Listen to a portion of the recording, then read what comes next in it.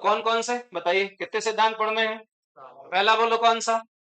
सप्तांग सिद्धांत। और दूसरे नंबर में क्या पढ़ना है? राजमंडल सिद्धांत। पेन सब नीचे रख दो, बोर्ड साइड देखो। अगर हम बात सबसे पहले किसकी करें? सप्तांग सिद्धांत की। सप्तांग सिद्धांत में कुल मिला के 7 पॉइंट लिखे हुए, पहला, दूसरा, तीसरा, चौथा, पांचवा, छठवा।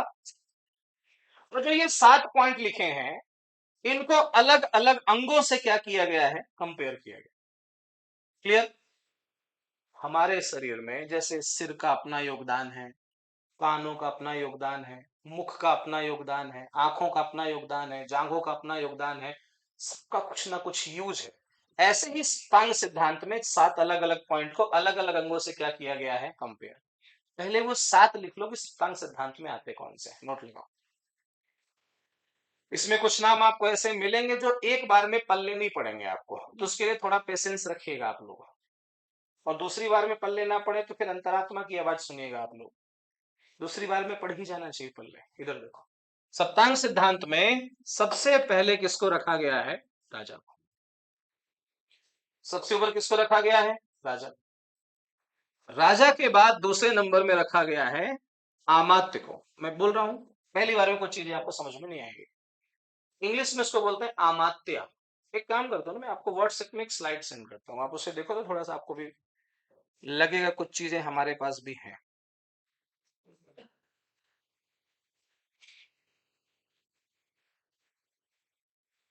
व्हाट्सएप ग्रुप 46 है ना?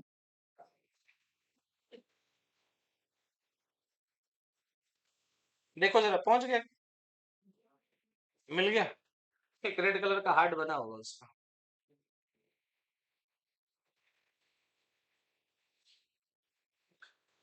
मिल गया? हाँ या ना? चलो पढ़ो। पहले नंबर में लिखा होगा स्वामी। ये पुष्पा वाला स्वामी नहीं है, ठीक है ना? पहले वाले में क्या है? स्वामी। स्वामी का मतलब देखो, बगल में लिखा हुआ किंग, राजा लिखा हुआ, ठीक है ना? हमने यहाँ भी क्या लिखा है? राजा। दूसरे नंबर में देखो क्या लिखा हुआ है? अमात्य। अमात्य मतलब मिनिस्टर, मंत्री। राजा, मंत्री, चोर, सिपाही, ऐसा होता था ना? तो राजा के बाद कौन सा? मंत्री।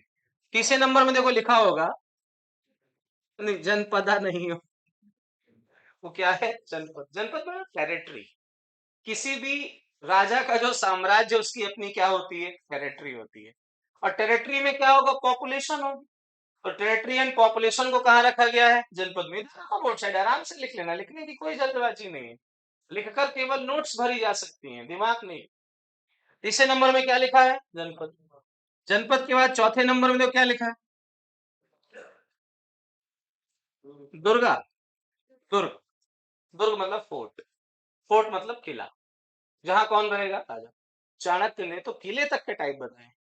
अगर इतने टाइप के अगर आप किले बनवा लें, आपको हराने में बड़ी मुश्किल आएगी। उसमें हम पढ़ेंगे कुछ चीजों के बारे में, क्योंकि फिर वो एकदम कोर मेंस का हो जाएगा, उस पर हम नहीं जा रहे, काम काम की बात पढ़ रहे हैं।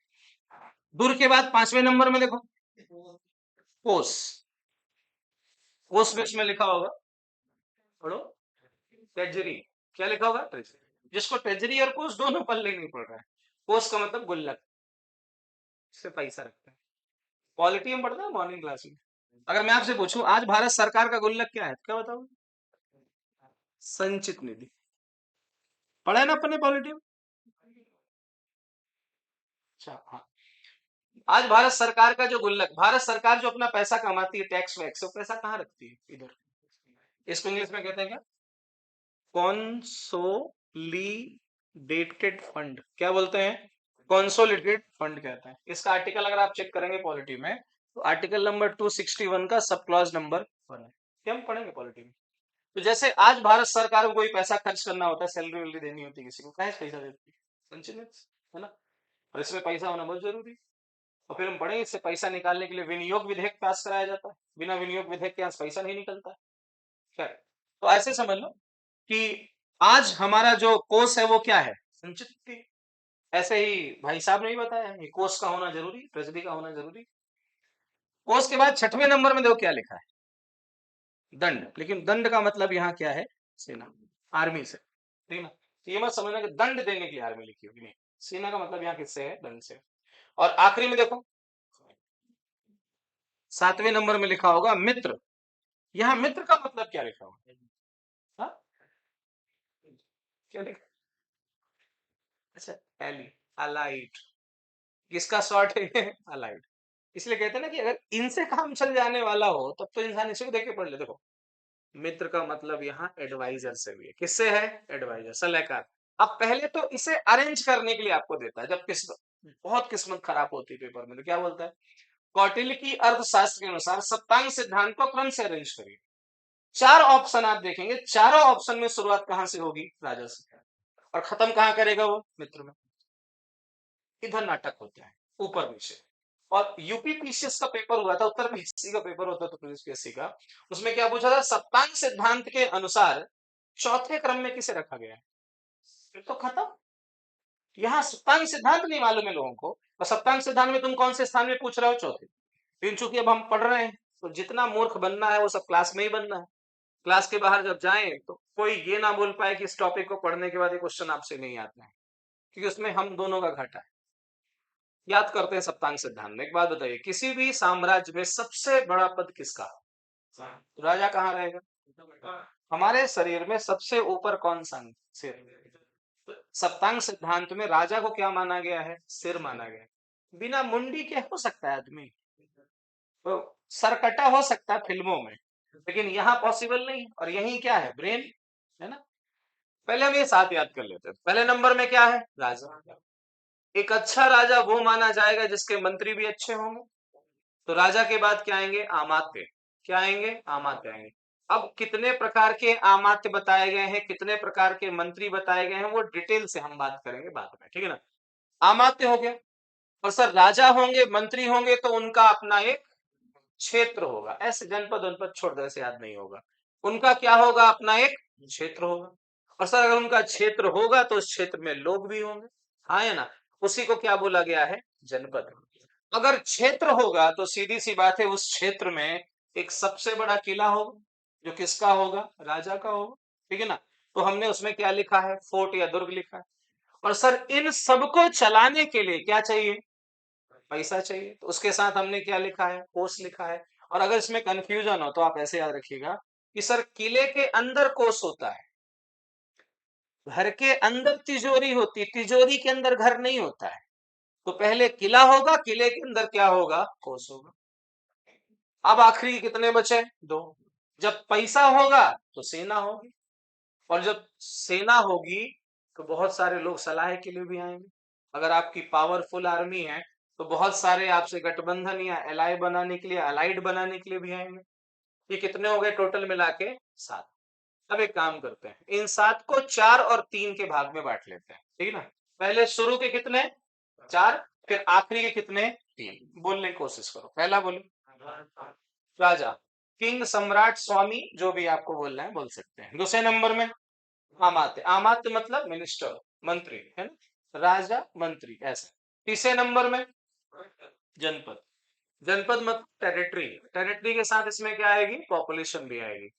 चौथे नंबर में बोलो, उस टेरिटरी में दुर्ग, फोर्ट। अब देखो, कौटिल्य साहब क्या कहते हैं कि 4 प्रकार के दुर्ग बनाने चाहिए किसी राजा को, जिसमें पहला होना चाहिए नदी दुर्ग। पाटलिपुत्रा जो था ना, पाटलिपुत्रा का दुर्ग नदी दुर्ग था। वो 3 तरफ से किससे घिरा हुआ? नदियों से। नदी दुर्ग नहीं बना सकते तो पहाड़ी दुर्ग बनाइए।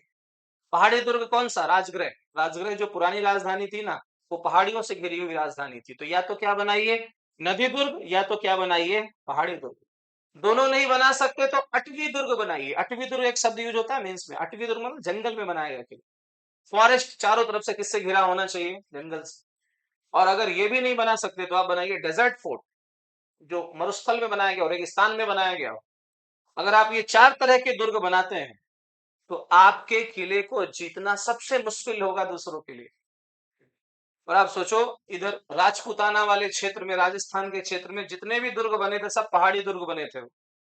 पहाड़ी दुर्गों को जितना बड़ा मुश्किल काम होता था भाई, क्योंकि सेना को आपको नीचे से कहां लेके जाना है? ऊपर। और चूंकि जो दूसरा है उसकी सेना ऊपर ही है, तो एक पत्थर को इसे लाठी तो मारना है बस। और भुड़कते हुए कहाँ गया वो? नीचे। और जो नीचे से कहाँ जा रहे हैं? ऊपर। वो वहीं से के रास्ते कहाँ चले गए? ऊपर चले गए। तो ये पुस्तक आज भी रिलेवेंट है। चंद्रगुप्त मतलब चाणक्य की जो पुस्तक, उसमें बड़ी कुछ शानदार लाइनें हैं कि सर जब हम किसी के साथ युद्ध कर रहे हो ना, तो युद्ध में कोई मोरल नहीं होते, कोई एथिक्स नहीं होते हैं। आपका युद्ध में एक ही एथिक्स होता है कि उस युद्ध को आपको क्या करना है, जीतना है, एनी कॉस्ट, किसी भी कॉस्ट में। भारतीयों के साथ सबसे बड़ी समस्या ये थी कि हमने इतिहास को अपने कभी समझा ही नहीं। ये पुस्तक आज की पुस्तक नहीं है, आज से 2500 साल पहले की पुस्तक है। इस पुस्तक में साफ साफ लिखा है, नो मोरल एथिकेशन ड्यूरिंग ऑफ वॉर। कोई नैतिकता नहीं होती युद्ध में। युद्ध में नैतिकता का मतलब हमें युद्ध जीतने से है, क्योंकि सामने आपका शत्रु खड़ा है। लेकिन आपने इतिहास में पढ़ा होगा कि जितने भी विदेशी आक्रमणकारी भारत में आए, सारे जीते। छोटी छोटी सेना लेके आते थे। मोहम्मद बिन कासिम 18-19 साल का लड़का, वो दाहिर को हरा के चला गया। वो गौरी जैसा आदमी पृथ्वीराज चौहान को हरा के चला गया। वो जरा से छटाक जीरा भर वो जो अंग्रेज आए, उन्होंने भारतीय राजाओं को हरा दिया। कारण क्या था? भारत में एक तो युद्ध बड़े एथिकल तरीके से लड़े जाते थे। आपने महाभारत युद्ध में देखा होगा, शंख बज गया, हथियार नीचे, अब नहीं लड़े।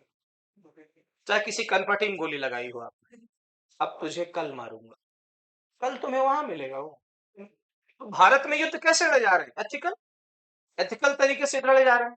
राजपूतों की आप एथिकल हिस्ट्री उठा लीजिए, सामने वाले की तलवार गिर गई, वो अटैक ही नहीं करते, निहत्थों पे हम वार नहीं करते। हमारे अलग सिद्धांत, खुद की तलवार दे देते थे उसको, लाओ भैया नई तलवार लाओ। जब तक वो नहीं लाया तब तक गर्दन उड़ा दी उस। हम हारे इसलिए। ये आपको क्या लगता है, भारत के राजा वीर नहीं थे? महाराणा प्रताप जैसे व्यक्ति, इतने पावरफुल किंग हमने भारत की राजनीति में सुने हैं। फिर कई बार हमें इतिहास सोचने में मजबूर करता है कि सर जब इतने ही वीर थे, इतने ही खतरनाक थे, तो हार क्यों जाते थे सबसे? क्योंकि हमने लड़ाइयां हमेशा किसमें लड़ी हैं? फिक्स पे लड़ी है।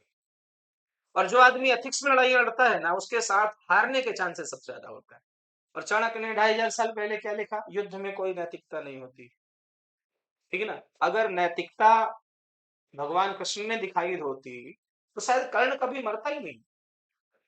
और अगर कर्ण नहीं मरता तो कौरव कभी हारते ही नहीं। भाई जब उसके रथ का पहिया फंस गया, अर्जुन ने क्या बोला कि भाई एथिक्स तो यही कहती है कि पहले वो क्या निकाल ले अपना। भाई अर्जुन ने कहा तुम पागल हो, मूर्ख हो तुम। अगर एक बार उसने पहिया निकाल लिया तो तुम्हारा पहिया निकल गया। फिर ध्यान रखो। इसलिए मौका यही है, टारगेट। भाई हम गीता की बात मानते हैं, भगवान की बातें मानते हैं, तो किसी भी स्तर की जब हम बातें माने, तो भारतीय इतिहास में यही तो प्रामाणिकता है। तराइन के पहले युद्ध में, मैं बात 1191 की कर रहा हूं, 1191 में तराइन के पहले युद्ध में गौरी पड़ा हुआ था सामने, पृथ्वीराज चौहान के सामने युद्ध में हरा दिया उन्होंने। और जो पृथ्वीराज चौहान के जो साथ वाले थे, वो बोल भी रहे थे कि पृथ्वीराज एक काम करो, निपटाओ इसको। पृथ्वीराज चौहान ने कहा नहीं नहीं, ये गलत बात, ये घायलों पे थोड़ी मारता हूँ। राजपूत वो, राजपूत वो भग गया। वो अगली बार आया, अगली बार पृथ्वीराज चौहान घायल थे, उसने एथिक्स नहीं दिखाई, उसने एथिक्स नहीं दिखाई, उस तुरंत ले गया अपने साथ पकड़ के उसको। इसलिए याद रखिए, जब हम बोलते हैं ना कि हमें कोई पेपर निकालना है, आज पेपर निकालना हमारे लिए युद्ध किससे कम नहीं है, वो युद्ध ही एक तरह से। पेपर निकालने के लिए कोई एथिक्स नहीं होता। मैं यहाँ ये नहीं बोल रहा हूँ कि पैसा देके नौकरी लगवा लो या अपनी जगह में दूसरे को बैठा दोगे। सर जब कोई एथिक्स ही नहीं है तो फिर ऐसे पढ़ो ना। अगर कोई एथिक्स नहीं है, मतलब पढ़ने का कोई समय नहीं है। रात दिन, सुबह शाम दोपहर, जब आपका मन हो तब पढ़ो आप। लेकिन हम एथिक्स दिखाए कि नहीं, हमारे पापा हमको सिखा गए कि सवेरे 4 बजे उठो, ऐसे मीचते मीचते उठो, 2 घंटे पढ़ो, भयंकर याद हो जाता है। हमें आज तक नहीं हुआ याद। एथिक्स मोरल नहीं। हाँ, भारतीय इतिहास से हमें, अभी तो आप धीरे धीरे जब पढ़ते जाओगे तो आपको भारतीय इतिहास में कहीं कहीं बड़ा प्राउड महसूस होगा कि नहीं यार, भारतीय इतिहास इस तरह का है। लेकिन कहीं कहीं आप ये फील करोगे कि बड़ा मूर्ख इतिहास था। यहाँ मूर्ख ज्यादा थे, और मूर्ख इसलिए ज्यादा थे क्योंकि एथिक्स में भरोसा करते थे। नहीं आपको सच में लगता है पृथ्वीराज चौहान जो व्यक्ति, जिसके बारे में कहा जाता है कि वो शब्द भेदी बाण चढ़ा देता था, उसको उस आदमी को देखने तक की जरूरत नहीं होती थी कि व्यक्ति कहाँ, जहां से साउंड आ रहा होता था वो साउंड को सुनकर बाण चला देता था और जाके उसी को लगता था। तो गौरी तो सामने थी, फिर उसको कहीं नहीं मार पाया। और अगर गौरी को मार दिया होता पृथ्वीराज चौहान ने, तो सर भारतीय इतिहास की दशा और दिशा दोनों अलग होती। गौरी ने जब पृथ्वीराज चौहान को हराया, वहां से जो इस्लामिक शासन चालू हुआ भारत में 1206 कुतुबुद्दीन ऐबक, वहां से 1857 तक शासन रहा। भारत का इतिहास 600 सालों के लिए बदल गया। भारत के इतिहास में उन लोगों ने शासन किया जिन्होंने सपने में नहीं सोचा रहा होगा कि हम एक ऐसी बड़ी गद्दी में जाके बैठेंगे। बात समझ में आ रही है? इतिहास हमें केवल स्टोरीज नहीं बताता, इतिहास हमें बहुत सारे इनपुट्स और भी देता है, और उसी इतिहास के इनपुट्स को अगर हम लेके चलें तो कहानी हमारे लिए थोड़ी क्या रहेगी, इजी रहेगी। तो सप्तांग सिद्धांत पढ़ रहे थे। सप्तांग सिद्धांत में शुरू के 4 बिना देखे बता सकते हैं फिर से? बोलो। पहले नंबर में आमद, जन मतलब टेरिटरी, और चौथे नंबर में दुर्ग, पांचवें नंबर में कोष, कोष मतलब फंड, जहां पैसा रखा जाएगा, और छठवें नंबर में मित्र। उल्टा बोलोगे? मित्र काहे से मिलते हैं? पैसे से। मित्र कब मिलते हैं? मतलब सेना, मतलब यहां से ऐसे, मित्र के बाद कौन सा? सेना। सेना से ऊपर कोष के ऊपर, दुर्ग के ऊपर, जनपद के ऊपर, आमात के ऊपर कौन सा? तो एक काम करो, पहले ये 7 रिवाइज करो, ठीक है ना? इन 7 को अरेंज करो। एक बार ऐसे सीधा, एक बार ऐसे उल्टा। बिना देखे पढ़ना है ना, देख के लिखो दिक्कत हो जाएगी। लिखे नहीं हो क्या अभी? पहले काम करो, बिना देखे लिख लो, जिन्होंने नहीं लिखा है, और जिन्होंने लिख लिया है वो थोड़ा रिकॉल करो।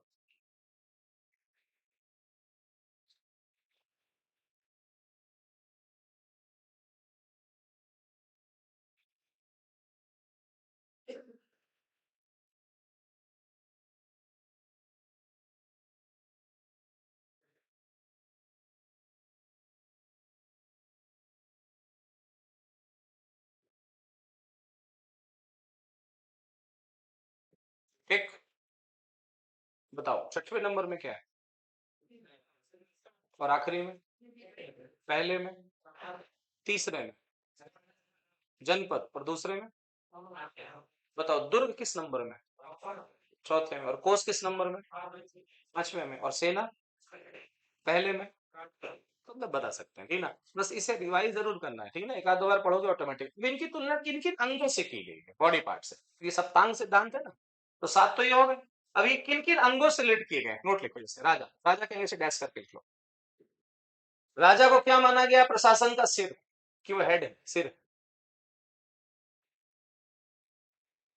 और सिर सबसे ऊपर होता है, सिर की इज्जत सबसे ज्यादा होती है, सिर के बिना कुछ भी नहीं। तो राजा हर चीजों का मुखिया रहेगा। हम पढ़ेंगे मौर्य प्रशासन। मौर्य प्रशासन में सम्राट ही सबका मुखिया, न्याय का मुखिया है, सेना का मुखिया है, प्रशासन का मुखिया है, धर्म का मुखिया है, हर चीज का मुखिया कौन है? राजा। आखिरी आदेश किसका होगा? राजा का होगा। ठीक। दूसरे नंबर में क्या लिखना है? आमाद, आंखें। भाई सेना मतलब जो अपने मंत्री हैं। मंत्री प्रशासन के लिए आंखों के जैसे। अगर हमारी आंखों के सामने कुछ गलत हो रहा है और हम उसे नजरअंदाज कर रहे हैं तो आपके साम्राज्य का विनाश निश्चित है। इसलिए मंत्री जो देखें वो एकदम ट्रांसपेरेंसी के साथ देखें कि प्रशासन के लिए क्या सही है, क्या गलत है। क्या राजा हर जगह जा सकता है? पॉसिबल नहीं। लेकिन हर जगह कौन जा सकते हैं? मंत्री। और मंत्री हर जगह जाकर अगर सही दृष्टि नहीं रखेंगे, क्या सही हो रहा है, क्या गलत हो रहा है, तो साम्राज्य समाप्त हो जाएगा। इसलिए मंत्रियों को क्या माना गया है? आई, आंखें माना गया है। क्लियर? तीसरे नंबर में बताइए। जनपद, जनपद को थाई, जंघा माना गया। जंघा, थाई, जांग जितनी मजबूत होंगी उतना लंबा एरिया तय करेंगे, ठीक है ना? जितना लंबा एरिया तय होगा साम्राज्य का विस्तार उतना क्या होगा? ज्यादा होगा, ठीक है ना? तो इनको रिलेट करके पढ़ेंगे तो याद करने की जरूरत नहीं पड़ेगी। थाई मजबूत होने का मतलब क्या है? कि आप एक लंबी यात्रा पे जा सकते हैं आप, और जितनी लंबी यात्रा पे आप जाएंगे आपके साम्राज्य का विस्तार उतना क्या होगा? ज्यादा होगा। क्लियर? अगले नंबर में बोलो क्या लिखे? दुर्ग। दुर्ग का मतलब शोल्डर, बाह।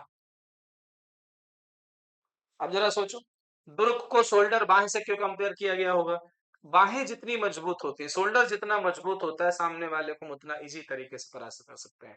इसलिए इन्होंने दुर्ग को 4 तरह के दुर्गों के बारे में लिखा है। तो दुर्ग को इन्होंने क्या बताया है? शोल्डर। इन्होंने क्या बताया है? बाह, ठीक है ना? कई बार हम भुजा की तुलना भी कर देते हैं, आर्म की तुलना भी कर देते हैं इसके साथ। चलिए नेक्स्ट में कौन सा लिखा है? कोस, माउथ, मुख। ये बिल्कुल कहानी वैसी है कि जितना अच्छा खाना इंटेक किया जाएगा, जितना अच्छा खाना मुंह के माध्यम से खाया जाएगा, शरीर उतना क्या होता जाएगा? पावरफुल होता जाएगा।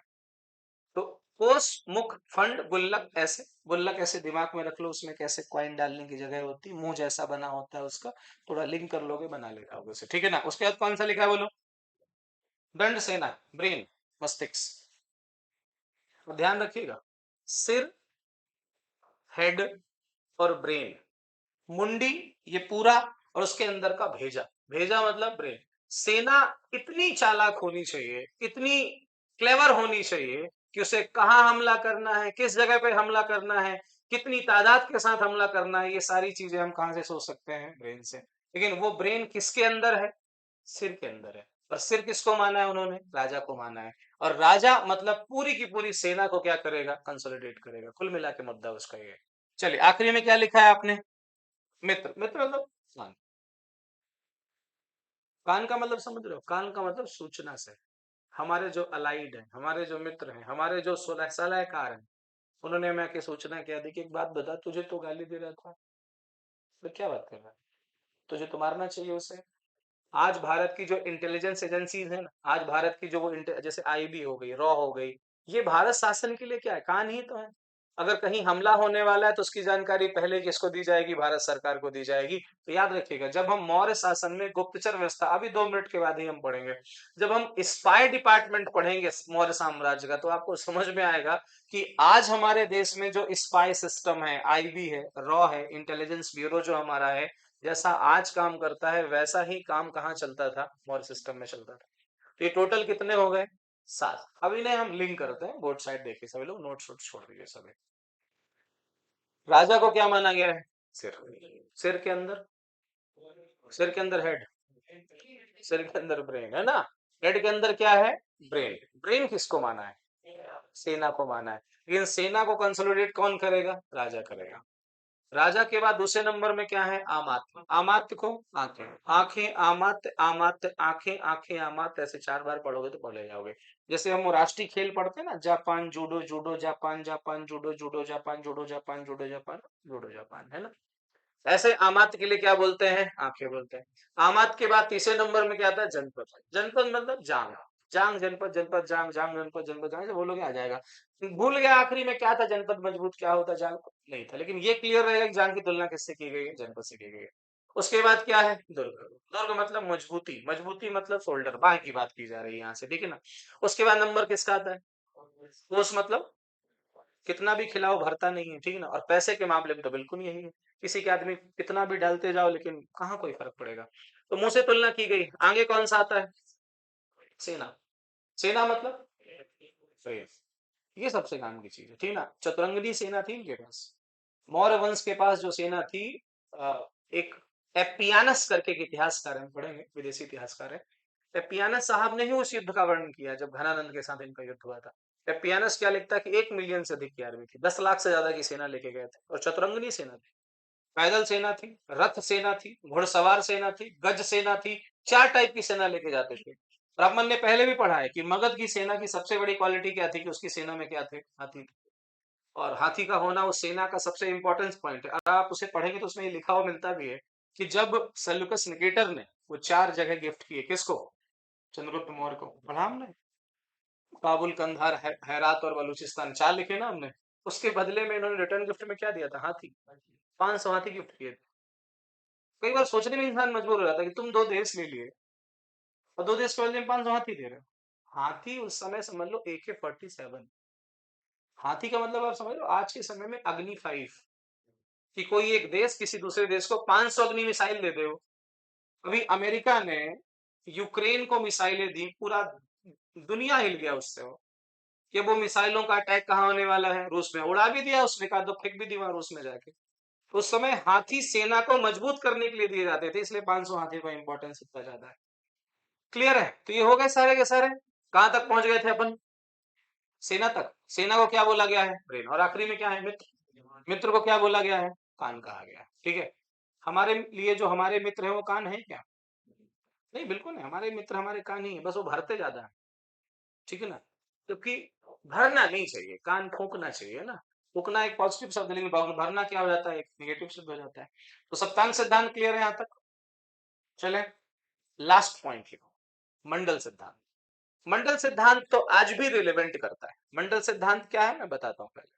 इसको बोला जाता है राजमंडल सिद्धांत। कई बार ये ब्रीफ टोटल 10 नंबर में पूछा जाता है, लेकिन आप इसे शॉर्ट में समझिए, वनडे एग्जाम के हिसाब से शॉर्ट में सही रहेगा। राजमंडल सिद्धांत क्या है या मंडल सिद्धांत क्या है? मंडल सिद्धांत ये कहता है कि किसी भी देश का पड़ोसी, ध्यान रखिए, किसी भी देश का पड़ोसी, ये आज भी फिक्स है, किसी भी देश का पड़ोसी उसका स्वाभाविक शत्रु होता है। मैं समझाता हूं, क्या होता है उसका स्वाभाविक शत्रु। स्वाभाविक मतलब जरूरी है, ठीक है ना, परमानेंट मान लीजिए। किसी देश का पड़ोसी उसका क्या होता है? स्वाभाविक शत्रु। अब देखो कैसे कहानी इसकी बनी। पर मंडल सिद्धांत की दूसरी लाइन क्या है कि शत्रु का शत्रु, शत्रु का शत्रु दोस्त होता है। ये मंडल सिद्धांत की बात है, ठीक है ना।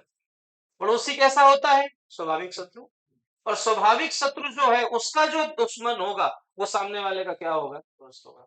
दुश्मन का दुश्मन दोस्त। फिर इसको छोड़ दो, गोली मारो, उसको आखिरी में लिखेंगे। पहले मैं आपको एग्जाम्पल समझाता हूँ। देखो हम ऐसे समझते हैं, जैसे ये मान लीजिए एक लाइन है, इसमें मैं कुछ देशों के नाम लिखता हूँ, इसको बीच में मैं सेंटर में किसको लिख रहा हूँ? भारत को।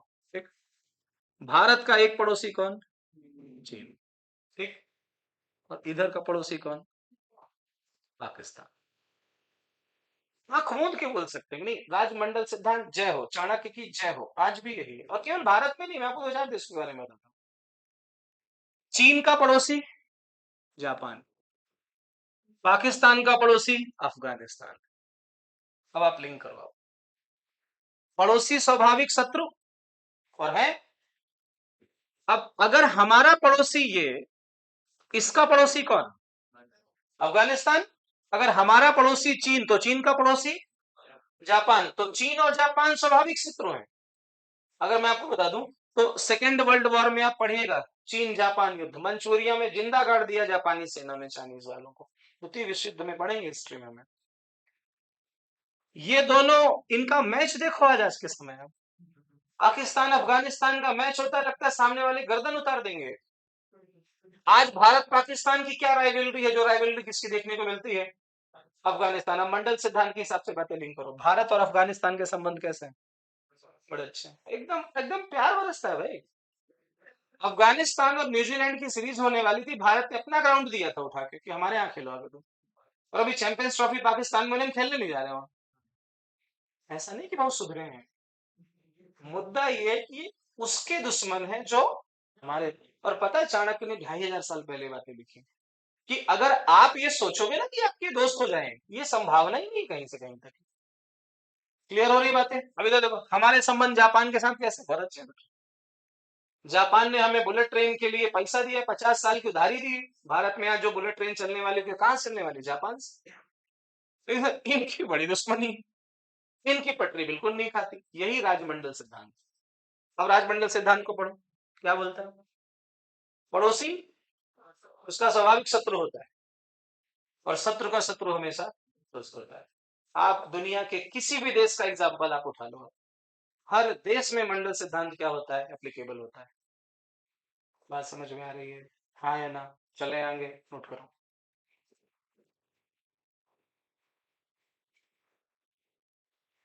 राज्यमंडल सिद्धांत चाणक्य, अर्थशास्त्र। लिखिए, 2 लाइनें लिखिए। पहला पॉइंट, इस सिद्धांत के अनुसार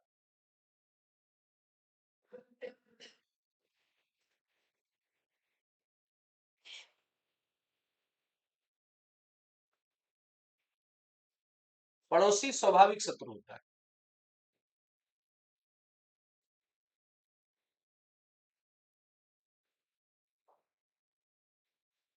ठीक, दूसरा पॉइंट, यह सिद्धांत शक्ति संतुलन के सिद्धांत पर आधारित, बैलेंसिंग ऑफ पावर। मंडल सिद्धांत शक्ति संतुलन के सिद्धांत, शक्ति संतुलन मतलब balancing of power. Balance of power, कौन किसका दुश्मन, कौन किसका दोस्त, इसे बोलते हैं बैलेंसिंग ऑफ पावर। मैं फिर से बोलता हूं, कंफ्यूज, इधर देखो, मंडल सिद्धांत शक्ति संतुलन पर आधारित है। संतुलन मतलब बैलेंसिंग, है ना। शक्ति संतुलन पर क्या है? आधारित। अगला पॉइंट लिखो, नेक्स्ट लिखो। इस सिद्धांत के अनुसार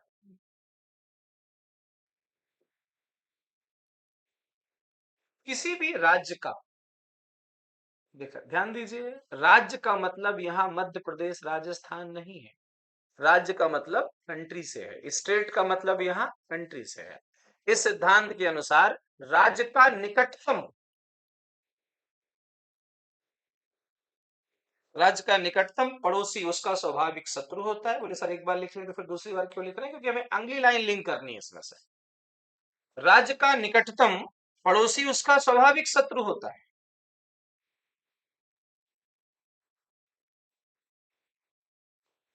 एवं किसी राज्य का पड़ोसी, इधर देखो, पड़ोसी स्वाभाविक शत्रु हो गया, और किसी राज्य का पड़ोसी, किसी राज्य मतलब बगल वाले राज्य, उसका स्वाभाविक मित्र होता है। किसी राज्य का पड़ोसी, पूरा लिख लो ना, क्यों कंफ्यूज हो रहा हो। किसी राज्य का पड़ोसी का पड़ोसी, पड़ोसी का पड़ोसी मतलब इधर देख लो, अपना पड़ोसी पाकिस्तान, पड़ोसी का पड़ोसी कौन, अफगानिस्तान, स्वाभाविक मित्र। मतलब आपको उससे मित्रता करने की जरूरत ही नहीं है, वो मित्र बन ही जाएगा। आपको पता है इधर जब बांध बनता है पैसा भारत देता है। अफगानिस्तान के जो सबसे बड़े डैम है उसमें पैसा किसका लगा है, भारत का लगा है। भारत की, अफगानिस्तान की जो तालिबान सरकार है, भारत खूब बड़ाई करता है। भारत के लोग अफगानिस्तान जाते हैं, वहां के लोग पैसा नहीं लेते, अफगानी भाइयों का नारा दिया जाता है। जबकि पूरी दुनिया गाली देती है अफगानिस्तान को, कि वहां जो तालिबान सरकार है वो महिलाओं के अधिकारों का इतना उल्लंघन कर रही है कि वहां सारे महिलाओं के अधिकार क्या कर दिए उन्होंने, समाप्त। इनडायरेक्टली भारत अगर उसका समर्थन कर रहा है, इसका मतलब क्या है कि हम महिलाओं के अधिकार को समाप्त करने के फेवर में हम बोल रहे हैं। लेकिन हमारा मुद्दा क्या है, नहीं सर हमारा मुद्दा तो ये तुम इसको गाली दो, मुझसे खुश है, ठीक है ना। और अगर तुम इसको गाली देने में तुमको कमी पड़ती है, हम 4-5 गालियां हम बताते हैं, हमसे होगा। मुद्दा यही, 3 लाइनें लिख ली अपन ने, चौथी लाइन लिखो आखिरी। लिखो इस सिद्धांत के मुताबिक अनुसार, अकॉर्डिंग जो भी लिखना, किसी भी राज्य को, किसी भी राज्य को अपने शत्रु राज्यों की संख्या के मुताबिक, अपने शत्रु एनिमी कंट्री, अपने शत्रु राज्यों की संख्या के मुताबिक अपने मित्र राज्यों की संख्या बढ़ानी चाहिए। इन शॉर्ट, दुश्मनों से ज्यादा दोस्त होने चाहिए। दुश्मन राज्यों के मुकाबले मित्र राज्यों की संख्या क्या होनी चाहिए, बढ़ानी चाहिए। अब जरा सोचो ये संख्या बढ़ेगी कैसे, ये संख्या कैसे, दोस्त कैसे बढ़ेंगे, जब आप उनके यहाँ जाओगे, उनसे बातें करोगे, उनकी कमियों में बात करोगे, यात्राएं करोगे, जब वो आए उनसे हम बात करें, जब वो आए उनसे हम बात करें, जब हम जाएं तो वो हमारा स्वागत करें, जब वो आए तो हमारा स्वागत। प्रधानमंत्री नरेंद्र मोदी फालतू आदमी थोड़ी ना है। जितनी अच्छी आज फॉरेन पॉलिसी भारत की है ना, उतनी अच्छी फॉरेन पॉलिसी भारत की कभी नहीं रही। हम कई बार आरोप लगाते हैं उनके ऊपर कि जब देखे बस गाड़ी में बैठे निकल लिए, कहीं यहाँ गए, कहीं वहां गए, कहीं यहाँ, ऐसा नहीं है सर। आज पूरी दुनिया अमेरिका रूस के दो पक्षों में बटी हुई है। लेकिन जब भारत को से पूछा जाता है ना कि सर रूस यूक्रेन को 2 साल से दौड़ा दौड़ा के मार रहा है, और पूरी दुनिया समझती है कि रूस गलत है, यूक्रेन के साथ गलत हो रहा है, तो भारत का स्टैंड क्या है, भारत इस पे क्या सोचता है। तो भारत के विदेश मंत्री एस जयशंकर ने यूएनओ में बोला था जाके, क्या बोला उन्होंने, कि हमारा केवल उससे क्या है, प्रॉफिट ऑफ इंटरेस्ट।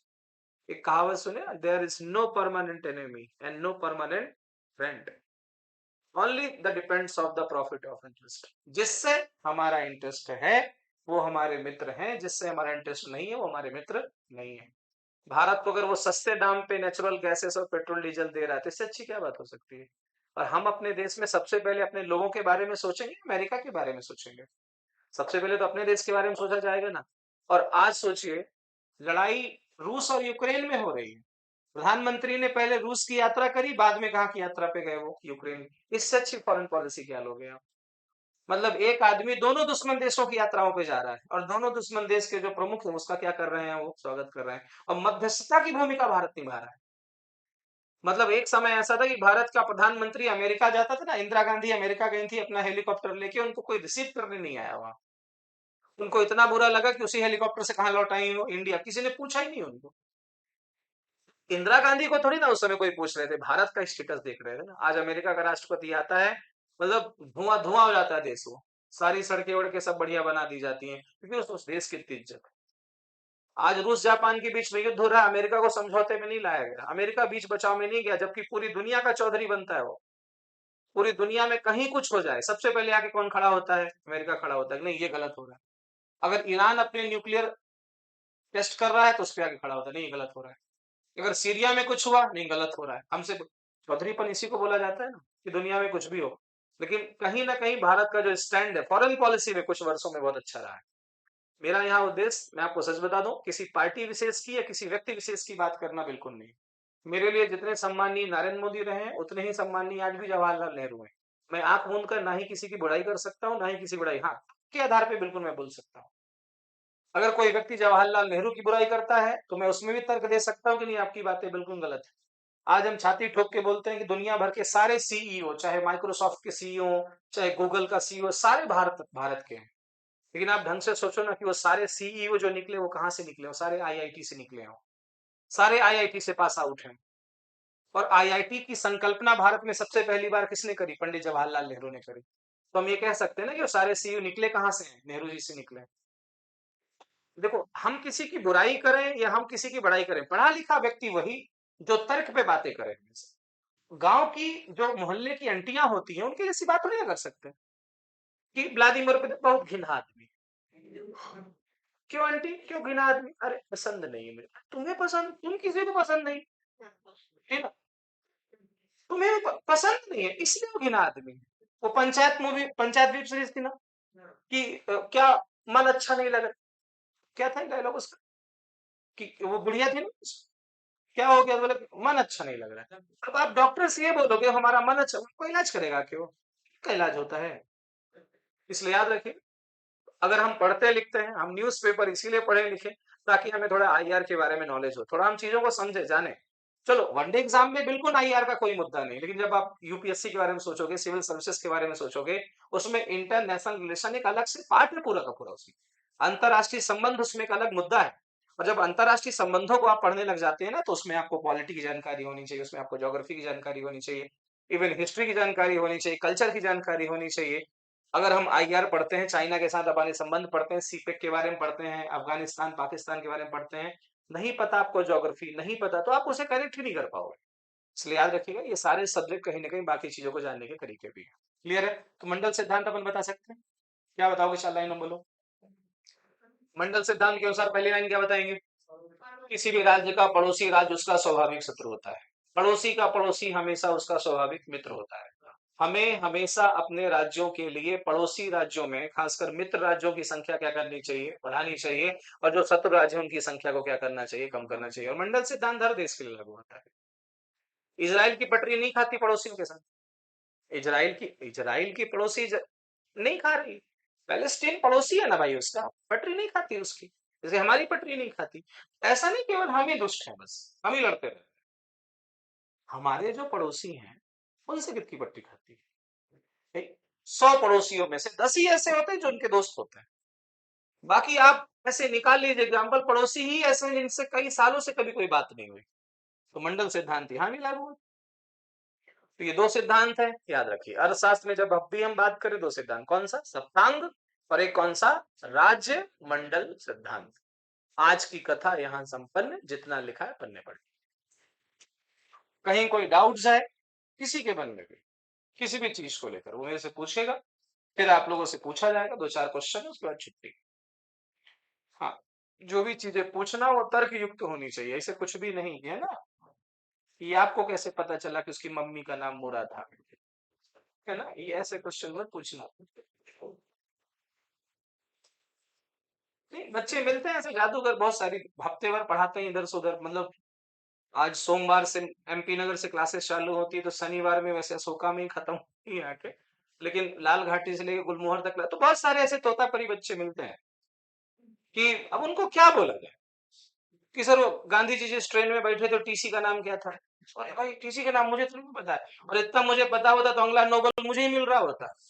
और वैसे भी आपको केवल उतना समझना है जितना काम का, जितना पेपर में आता है।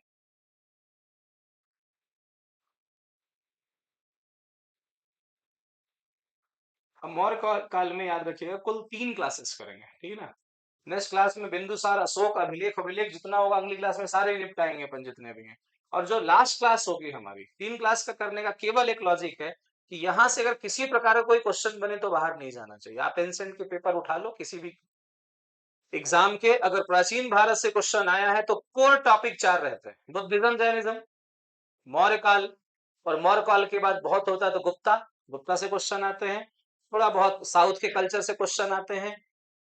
एक आधा टॉपिक भी ऐसे नहीं, हाँ इक्का दुक्का अलग हो जाए वो बात की चीज है, लेकिन कोर टॉपिक ये है। तो पहले इनको अपन सही तरीके से निपटाओ, उसके बाद जो होगा वो देखेंगे।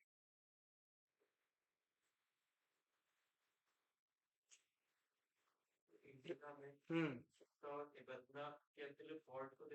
नगर, नगर की भव्यता को बताया था उन्होंने। तो उन्होंने क्या बताया कि सोसा और बेकवतना का जो शहर है उससे एक विशाल शहर की परिकल्पना उन्होंने कहाँ की करी थी, पाटलिपुत्र की। एवरीथिंग, जब हम शहर की परिकल्पना की बात करते हैं तो हम डेवलप्ड शहर की बात करते हैं। Why we are discussing about Mohenjodaro, क्यों हम उसकी डिस्कशन करते हैं, क्यों हम उसकी बात करते हैं कि वेल मैनेज सिटी थी वो।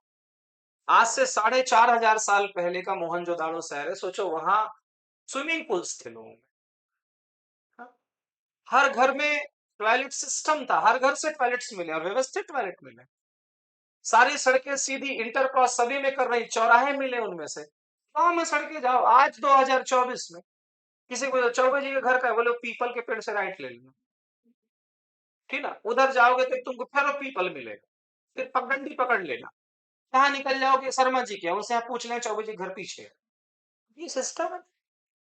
और आज से मतलब 4,000 साल पहले के शहर कैसे थे कि सारी सड़कें एक दूसरे को एक फिक्स चौराहे में क्या करती थी, क्रॉस करती थी। ड्रेनेज सिस्टम क्या था, ढका। मैं आईवीसी आपको पढ़ाऊंगा इंडस वैली सिविलाइजेशन, लेकिन वो सबसे आखिरी में हम पढ़ेंगे, क्योंकि उसके तर्क केवल साहित्य की नहीं है, उसमें हम केवल चीजों को पढ़ेंगे। तब तक थोड़ा दिमाग विकसित हो जाना चाहिए उस स्टेट में आने के लिए। हाँ। भोजवंश के संस्थापक आपने बताया चंद्रगुप्त, मैंने नहीं बताया, लिखा हुआ है। हाँ लिखा हुआ है, लेकिन सर टेस्ट में मैंने देखा था। किसने? चंद्रगुप्त टेस्ट में। हाँ सब लिखा था कि चंद्रगुप्त मौर्य के संस्थापक चंद्रगुप्त मौर्य प्रथम थे या चंद्रगुप्त थे। अरे ये तो खतरनाक हो गया। मेरी बात दोनों कोई बात नहीं। अगर ऐसा कोई नाम आ जाए ना तो फिर अपन चंद्रगुप्त सेकंड के साथ जाएंगे। किसके साथ जाएंगे? सेकंड के साथ। बस ऐसे फालतू चीजें, इन सब में दिमाग बिल्कुल मत लगाओ। मतलब मौर्य वंश का संस्थापक कौन था? चंद्रगुप्त प्रथम, अरे चंद्रगुप्त द्वितीय गुप्त वंश का है। जब चंद्रगुप्त हम पढ़ेंगे ना, चंद्रगुप्त द्वितीय विक्रमादित्य, अरे भाई जिसके दरबार में 9 रत्न हुआ करते थे, वो गुप्त वंश के हैं। ये प्रथम नहीं है। देखो मेरी बात समझो, जब फर्स्ट वर्ल्ड वॉर हुआ, प्रथम विश्व युद्ध हुआ, ढंग से समझो, इधर देखो भाइयों, जब फर्स्ट वर्ल्ड वॉर हुआ तो क्या उसका नाम फर्स्ट वर्ल्ड वॉर रहा होगा? नहीं, उसका नाम होगा विश्व युद्ध। क्योंकि क्या पता था लोगों को सेकेंड वर्ल्ड वॉर होगा, तो हम अभी से रख देते हैं फर्स्ट वर्ल्ड वॉर, नहीं। लेकिन जब सेकेंड वर्ल्ड वॉर हो गया तो पिछले वाले का नाम क्या रख दिया गया? First world war. जब गुप्त वंश में जाके चंद्रगुप्त नाम का राजा हुआ, उसका नाम चंद्रगुप्त द्वितीय था ही नहीं। वो तो इतिहासकारों ने मैनेज करने के लिए लिखा है कि ये वाले कौन है, ओरिजिनल वाले, वो मीसो वाला था वो, है ना। इसलिए उसका नाम याद रखो कि वो कौन है, चंद्रगुप्त द्वितीय।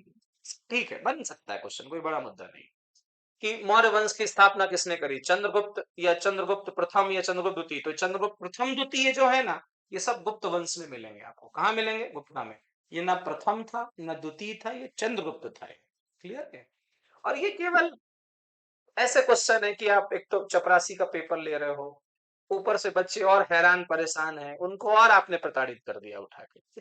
कुछ अच्छा पूछने के लिए आप उनके बारे में बात कर सकते हैं। नहीं, आ सकता है, बिल्कुल आ सकता है। पेपर बनाने वाले ब्रह्मा जी थोड़ी ना होते हैं, हमारे आपके जैसे लोग ही बनाते हैं। और सोचो पेपर बनाने वाला अगर दुष्ट आदमी फंस जाए, बिल्कुल बनाता है, उसमें कौन सी बड़ी बात।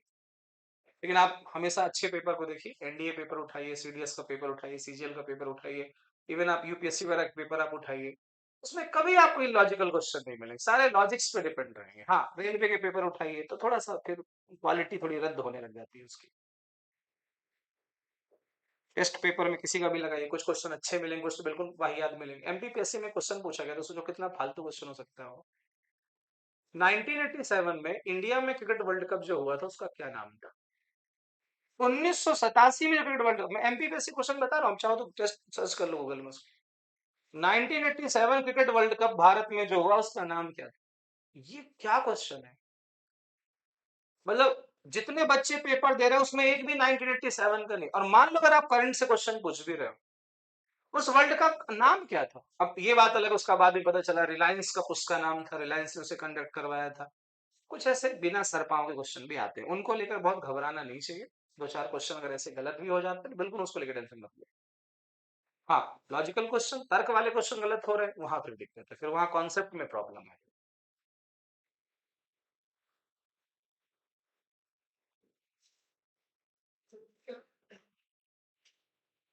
ठीक, पूछा जाए कुछ?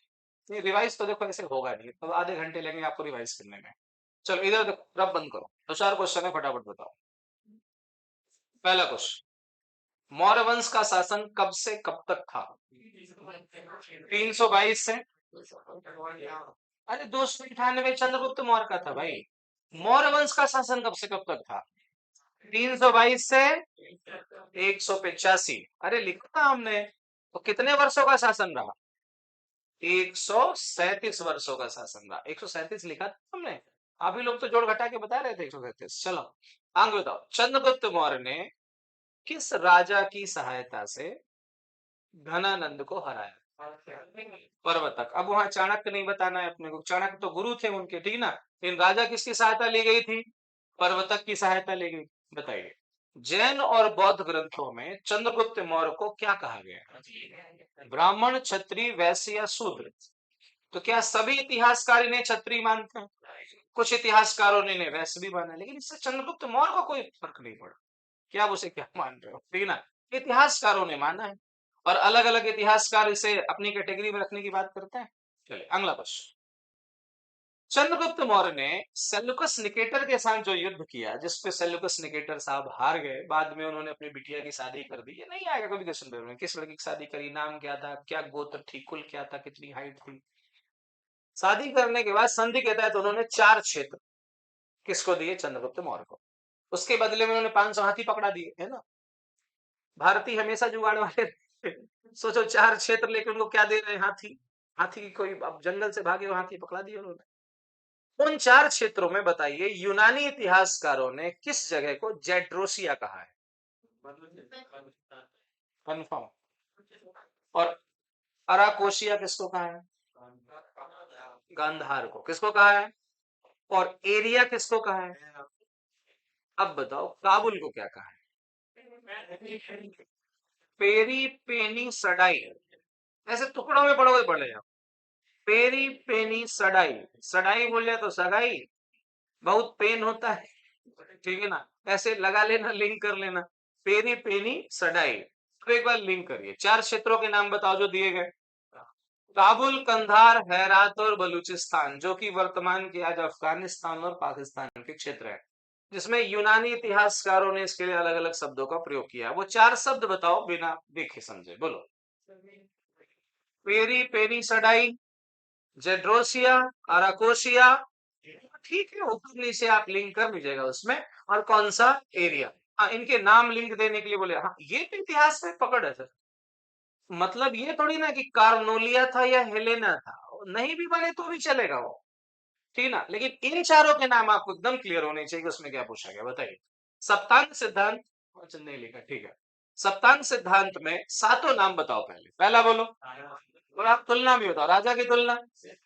दूसरा बोलो, अमात्य की तुलना आंखों से। तीसरा, जनपद की तुलना जांघों से। चौथा बोलो, दुर्ग की तुलना बाहों से की गई, ठीक ना, शोल्डर से की गई, ठीक ना। वैसे शोल्डर को कंधा कहा जाता है, वैसे बाहें का मतलब यहाँ भुजा से है, ठीक ना, आर्म से है यहाँ मतलब।